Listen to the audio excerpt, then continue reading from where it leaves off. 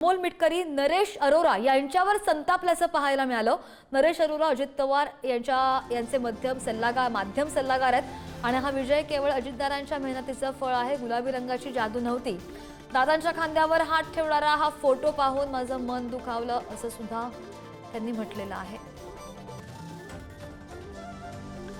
तर अमोल मिटकरी, नरेश अरोरा यांच्यावर संतापल्याचं पाहायला मिळालं।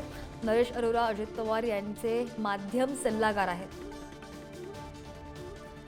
आणि स्वतः अमोल मिटकरी हे आपल्यासोबत फोन लाईनवरून आहेत। अमोलजी, नरेश अरोरा यांच्यावर संताप व्यक्त केल्याचं पाहायला मिळालं, आपण आपली प्रतिक्रिया हवी आहे।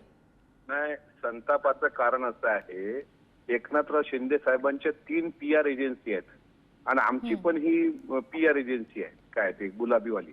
आता मला सांगा, त्यांनी जर एकनाथराव शिंदे साहेबांच्या 50 सीट निवडून आल्यानंतर सुद्धा कुठं फोटो शेअर केला नाही आणि शेअर केला असेल तर यशाचं श्रेय घेतलं नाही, घेतलंही असेल तर खांद्यावर हात ठेवायची हिंमत केली नाही।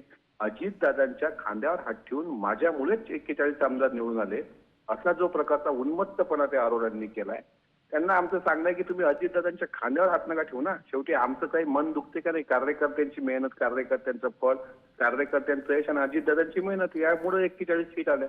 त्याच्यामुळे तुमचं गुलाबी राजकारण तुमच्या घरात ठेवा।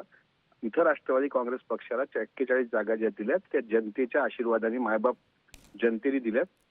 त्यांनी अजितदादांच्या खांद्यावर जो हात ठेवला त्याचा मी तीव्र शब्दात निषेध व्यक्त करतो। त्याची तेवढी पात्रता नाही आहे त्यांची। त्यांनी त्याबद्दल माफी मागितली पाहिजे राष्ट्रवादी कार्यकर्त्यांची। आता इतर कोणी बोललं नाही तर मी बोललो, त्याच्यामुळे जे मी ट्विट केलंय त्याच्या संदर्भात मला एवढंच सांगायचं आहे, अजितदादाच्या खांद्यावर हात ठेवण्याची अरोरांची पात्रता नाही।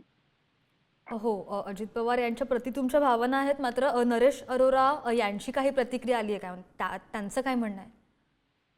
नाही, मी कशाला बोलणार त्यांच्यासोबत? ते पक्षाचे नेते त्यांची कान उघडणी करतील, त्यांचं चुकीचं आहे ना। माझं साधं म्हणणं आहे की एकनाथ शिंदे साहेबांच्या 3 PR एजन्सी, भारतीय जनता पार्टीच्या अनेक PR एजन्सी, यांनी तर कधी त्यांच्या नेत्याच्या खांद्यावर हात नाही ठेवला।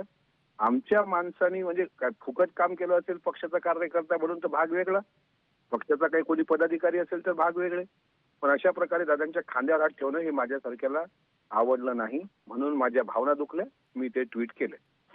निश्चित अमोलजी, धन्यवाद, तुम्ही प्रतिक्रिया दिलीत आणि बोललात त्यासाठी।